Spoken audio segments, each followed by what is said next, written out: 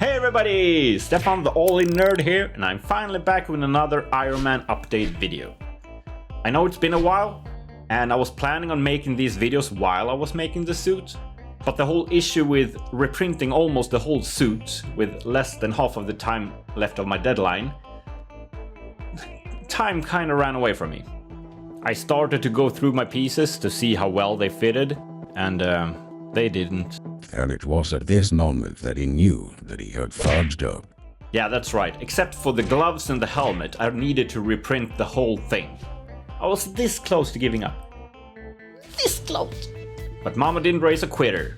And now Comic-Con has come and gone, and the suit came through for its first real proper test. And Comic-Con was great, but I'll be covering that in another video where I'll be going through my experience and show you what the con did to my precious suit. But now it's time to share my work process of the lower part of the suit. The thighs, the shins, the calves and the shoes to be exact. And let's start with the shoes. I knew the shoes were gonna be tricky to fix properly, and that it was really important to make them comfortable. When I first printed the shoes, I didn't really have a plan. It was when the first shoe was done that I even realized that my foot wouldn't fit through the hole. The second one I decided to slice the top from the rest of the shoe, so I could attach it after. And now I started to get an idea how I wanted to do this. I wanted to build in a pair of shoes that I had laying around, but the shoes were way too big, so I needed to cut off as much of the rubber sole to make them as slick as possible. I started out with a knife and scissor, but it was really tough, so I tried with the angle grinder, and that went a lot quicker. But still there wasn't enough room, so I used my heat gun to soften up the printed shoes, and I inserted my shoe with my foot in it to press out the sides as much as I could. I did this several times to make it wider and wider, but not wide enough I would notice just after a short while on the Comic-Con floor. But that was the future nerd's problem. I slapped a lot of putty on them and started sanding. And since I thought I had them wide enough, which they weren't, it was time to glue the shoes in properly. Hot glue did the trick. Man, I love hot glue.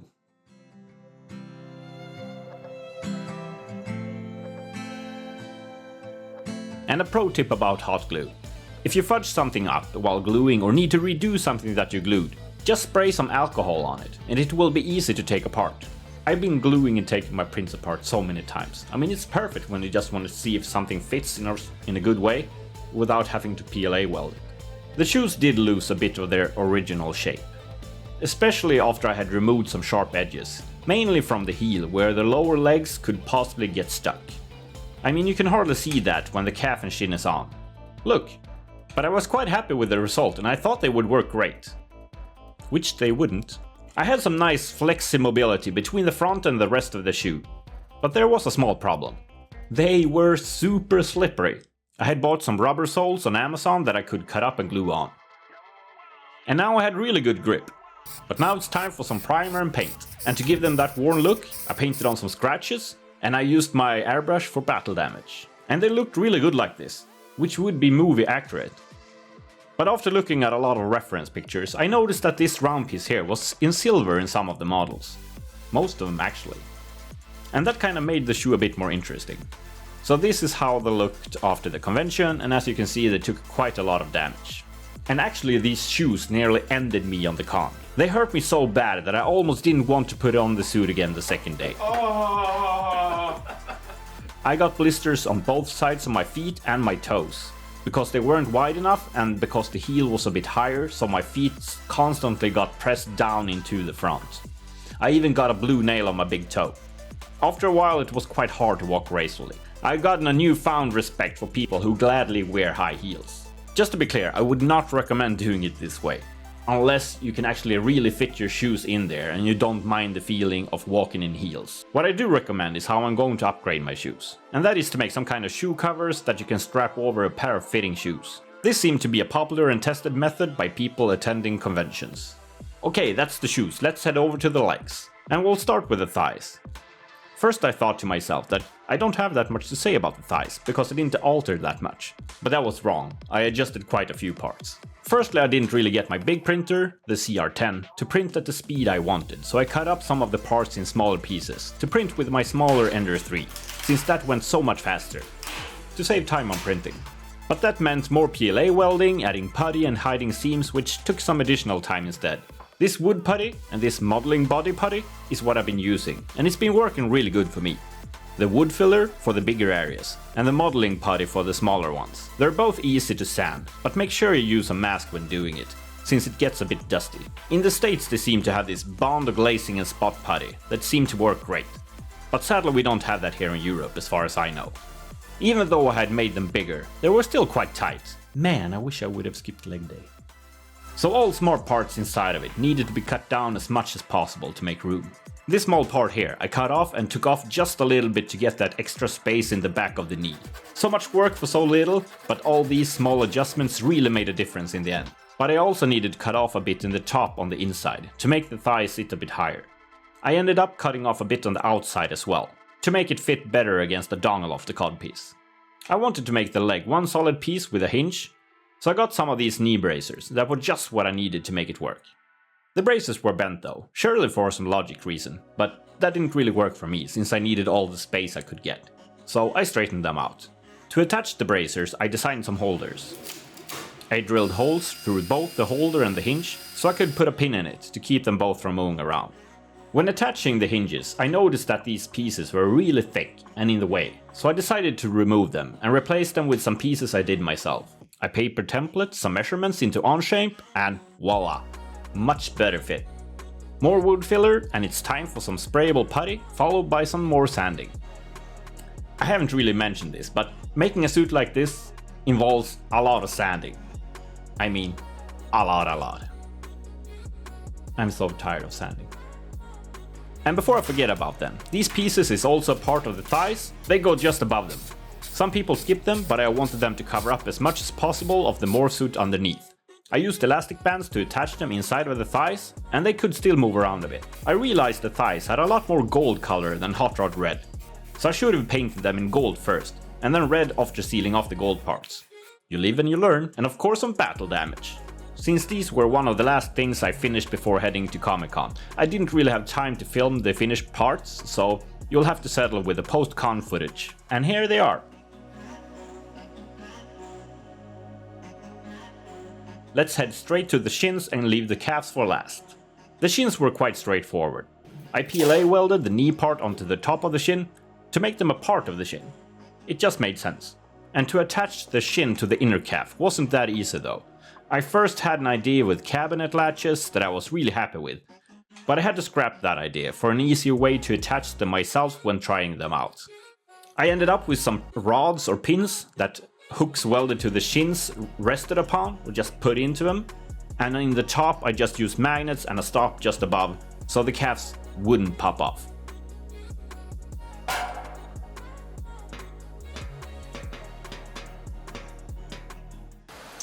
Well, that worked great. Anyhow, I wanted this part here to be able to move against the shoe, so I cut it off and attached it with the elastic bands. This, I realized, made my shins a bit weaker when dropped straight down into my concrete floor in the cellar. So a bit of repair work and reinforcement was required. And apparently this is also part of the shin. Somehow I managed to take it apart and totally forgot about it. And I don't think I would be fitting this one right now because my legs are just too short. Some primer, paint, battle damage, and that's the shins.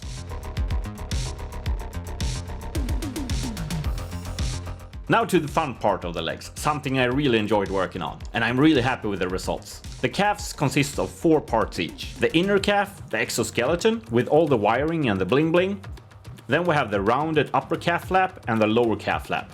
Don't forget about the heel flap. Flap.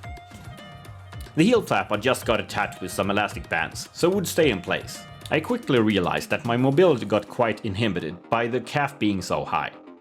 So I needed to cut off quite a bit so I could bend my knees. I mean, I feel like this 3D model isn't really optimized to be worn. It is quite a lot that I needed to alter for me to be able to wear it with comfort, but I do like a challenge, at least to a certain degree. After cutting both the upper flap and the exoskeleton, I designed a piece that I PLA welded on top to hide the mess that I made. And it came out quite nice. I also printed the hinges that came with the model. But since I modified the parts quite a bit to be able to wear them as I wanted, they were no good and I needed to come up with another solution to make them move. As I showed you with the shin, I just lowered the inner calf down into the pins and I tilted into the magnets. To connect the flaps, I first tried with magnets. But then everything needed to be attached after I put the shin and the inner calf together. And I mean, this could have worked if I always had someone to help me out, to put this stuff together when I wanted to try more pieces than just the shins and the calves. And I couldn't attach the inner calf with the 2 flaps already on, because the cabinet latch needed to be pressed in quite deep before coming out into position. And with the flaps on, I couldn't get it in that far, and if I would have moved the latches, it would have left a big gap between the shin and the calf, and that wouldn't be okay with me. In retrospect, I think this solution would have been even more fragile than what I ended up with. If the inner calf would have come off with this, probably all pieces would come off and scatter around, and nobody will be happy. Except Steven. He's always happy. Instead, I wanted to make it more simple, so I attached the flaps with Chicago screws onto the inner calf. So now they're always connected. And all of this got really complicated and absolutely fantastic, because, what you already probably figured out, I wanted the calves to be able to move. I decided to put the servos on the inside of the inner calf, where there was plenty of room, and cut some vertical holes so the arms could move easily. To attach the servos, I printed some servo holders, and I didn't need to design these. It's plenty of them already made, free online. To make the arms, I used 2mm steel rods and some parts that I designed to connect it all. To attach the printed part to the steel rod, I heated the steel rod with a handheld torch and then simply pressed the piece onto it. And then I connected the servos with an Arduino Nano, which I've been saying is a microprocessor, but it's not. It's a development board that you can do a lot of cool things with. And finally, a power bank and a button to make all the magic happen. And also some Arduino code. And it started to look quite good. But I needed some cool lights. In this reference picture you can see this nice blue light, so I wanted to replicate that. And making the lights just turn on and off wasn't that complicated. But I wanted them to be pulsing. And this I didn't know how to code, so I googled a bit and I found some good examples that I could alter. By the way, to do this you don't need to be an expert coder. Or any kind of coder, I guess. I learned the basics because I really wanted to learn. But after a while what I needed got a bit too complicated, and the time I would have to spend to learn all of this was a bit more than I could spare. So a friend of mine, thanks Peter, after listening to me nagging about my lack of coding skills, suggested that I would try coding with ChatGPT, an AI chatbot from OpenAI. I was so amazed over how much easier it got. It doesn't always get it right, and it does help to know the basics of coding, especially if you want to alter the code to your liking. But for me it was mind-blowing.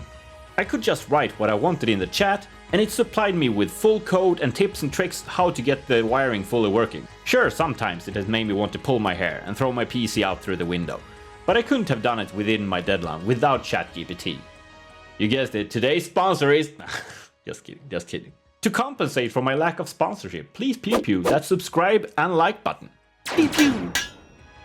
I got the light to work and I just needed to tidy up the wiring a bit before it was time to paint. Oh, did I mention that before this, quite a lot of sanding was involved? No? Well, it was. Quite a lot. Yes. Priming, painting, and like all the other parts, the battle damage really make the parts pop. And it's a great way to hide some imperfections in your work. Not like I needed to hide it. No. No. Not me. But with a result like this, I can't be anything other than proud of myself, so yeah. Yeah. Thanks. Yeah. And here's the calves in its finished state, and also the whole legs.